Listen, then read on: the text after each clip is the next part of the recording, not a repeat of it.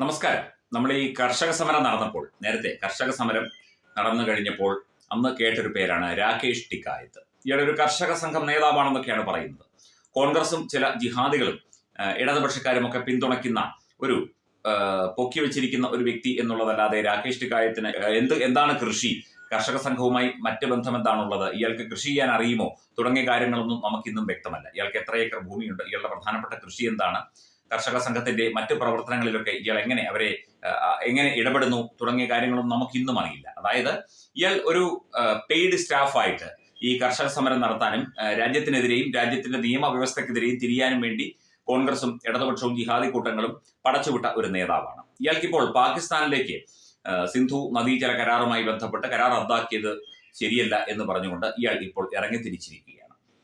പാകിസ്ഥാനിലെ കാര്യങ്ങൾ നോക്കാൻ പാകിസ്ഥാനിലെ സർക്കാരുണ്ട്. ഇവിടെ ഇന്ത്യയിൽ ഒരു കർഷക സംഘം നേതാവ് എന്ന് പറയുന്ന ഒരു വ്യക്തി രാകേഷ് ടിക്കായത്ത് ആരായാലും ഇത്തരത്തിൽ പാകിസ്ഥാനും ഇന്ത്യയും തമ്മിലുള്ള നയതന്ത്ര ഇടപെടലും അല്ലെങ്കിൽ കരാറുകളെ കുറിച്ചൊക്കെ തന്നെ പറയാൻ ആരാണ്?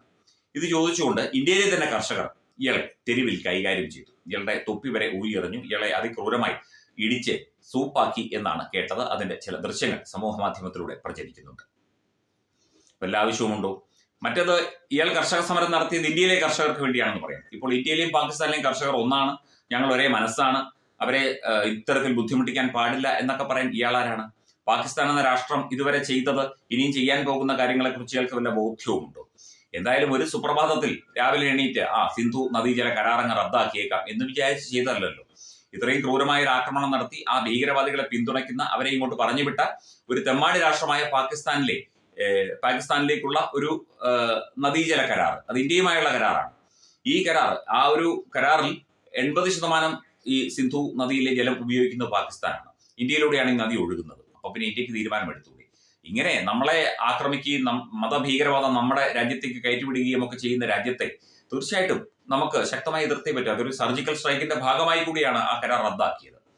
അതിലൊക്കെ ഈ രാകേഷ് ടിക്കായത്തിന് എന്താണ് ഇത്ര ചൊറിച്ചിൽ? ഇത് ചോദിച്ചുകൊണ്ടാണ് കർഷകരും പൊതുജനങ്ങളും സാധാരണക്കാരുമായ ആൾക്കാർ ഇയാളെ കൈകാര്യം ചെയ്യുന്നത്. ഇനിയും ഇത്തരം വലിയ വലിയ പാകിസ്ഥാൻ പ്രേമവുമായി വന്നാൽ ഇതായിരിക്കില്ല ഫലം എന്ന് പറഞ്ഞുകൊണ്ടാണ് നാട്ടുകാർ ഇയാളെ ഓടിച്ചിട്ട് തല്ലിയത്. ഇയാളൊക്കെ പെയ്ഡ് പ്രൊമോഷൻ നടത്തുന്ന, അല്ലെങ്കിൽ പണം വാങ്ങി ഇത്തരത്തിൽ ഇവിടെ അസ്വാരസ്യങ്ങൾ ഉണ്ടാക്കുന്ന, കർഷക സമരത്തിന്റെയൊക്കെ പേരിൽ തന്നെ ഇവിടെ പ്രശ്നങ്ങൾ ഉണ്ടാക്കുന്നതിന് നേതൃത്വം കൊടുക്കുന്ന വ്യക്തിയാണ് എന്നത് കേന്ദ്ര ഇന്റലിജൻസിന് നന്നായിട്ടറിയാം. ഇയാൾക്കെതിരെ മറ്റ് പരാതികളോ കാര്യങ്ങളോ ഇല്ലാത്തത് കാരണം ഇയാളെ പൊക്കുന്നില്ല, ഇയാളെ അറസ്റ്റ് ചെയ്യുന്നില്ല എന്ന് മാത്രമേ ഉള്ളൂ. ഇനിയും പാകിസ്ഥാൻ പ്രേമവുമായിട്ട് വന്നാൽ രാകേഷ് ടിക്കായത്ത് വിവരമറിയും. നിങ്ങൾ ഈ കാണിച്ചതുപോലെ കർഷക സമരം നടത്തി ജനങ്ങളെ പറ്റിക്കുന്നത് പോലെ അല്ല, പാകിസ്ഥാൻ പ്രേമവും പാകിസ്ഥാനിലെ കർഷകർക്കൊപ്പമൊക്കെ നിന്നാൽ പിന്നെ സ്ഥിരമായി അവർക്കൊപ്പം നിൽക്കേണ്ടി വരും. ഇവിടുന്ന് അടിയും തന്ന് അങ്ങോട്ട് ഓടിച്ചുവിടും, ഇല്ലെങ്കിൽ പിടിച്ചകത്തിടും.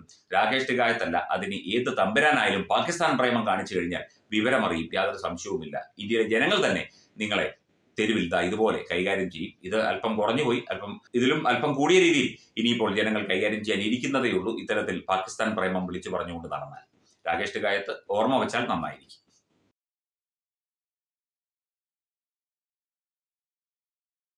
Branding partner EduBix Online Executive Education. Focus Physiotherapy Center Pattam. Unnat Engineering Gujarat. Tirthayatra.com. Iron Build Gujarat. PRS Hospital Killipalam Thiruvananthapuram. 5 തലമുറകളായി നിങ്ങൾക്കൊപ്പം. തുമ്പമൺ ശ്രീ വടക്കുംനാഥൻ ക്ഷേത്രം അമ്പലക്കടവ് പത്തനംതിട്ട. ശ്രീമദ് സ്കന്ദപുരാണ മഹാസത്രം 2025 മെയ് 11 മുതൽ 18 വരെ. ബ്രഹ്മശ്രീ മുംബൈ ചന്ദ്രശേഖര ശർമ്മയുടെ മുഖ്യ കാർമ്മികത്വത്തിൽ മഹാഗണപതി ഹോമം, സ്കന്ദപുരാണ പാരായണം, മഹത് പ്രഭാഷണങ്ങൾ, പൂജഹോമാദികൾ, കലാസാംസ്കാരിക പരിപാടികൾ. സത്രയജ്ഞ കർമ്മങ്ങളിലേക്ക് എല്ലാ ഭക്തജനങ്ങളുടെയും സാന്നിധ്യവും സഹകരണവും സാദരം അഭ്യർത്ഥിക്കുന്നു. മഹാസത്രവേദിയിൽ മെയ് 18 പഴനി അരുൾമിക ദണ്ഡായുധപാണി സ്വാമി ദേവസ്ഥാന അർച്ചക സ്ഥാനികർ ശ്രീസെൽവ സുബ്രഹ്മണ്യ ശിവശാരിയാരുടെ മുഖ്യ കാർമ്മികത്വത്തിൽ നടക്കുന്ന അതിശ്രേഷ്ഠവും സർവൈശ്വര്യദായകവുമായ സ്കന്ദഹോമം. സ്കന്ദമഹാപുരാണ സത്രത്തിന്റെ ആദിമധ്യാന്തമുള്ള സമ്പൂർണ്ണ തത്സമയ കാഴ്ച തത്വമയി നെറ്റ്വർക്കിൽ.